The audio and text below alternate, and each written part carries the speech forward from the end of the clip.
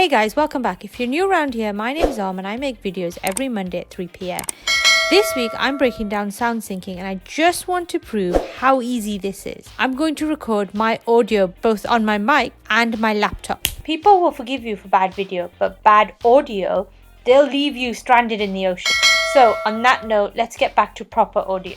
This week I'm aiming for the tutorial to be under a minute. Let's set the timer and go. Open up Premiere Pro and drop in the video onto the timeline. On the second audio line, bring in the crystal clear audio underneath it. Highlight both the video and audio layer, right click and click on synchronization or synchronize.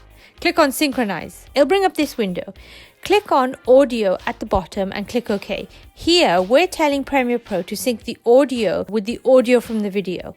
And bam! Here, you see it all synced. How long did that take? Come on, under a minute? That's got to be a record. Here's the difference it made. This is what it sounded like before.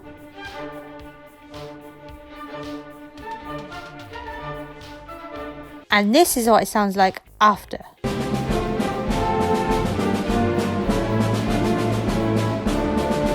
Now this video was made by you guys voting it in, so keep an eye out on the community tab.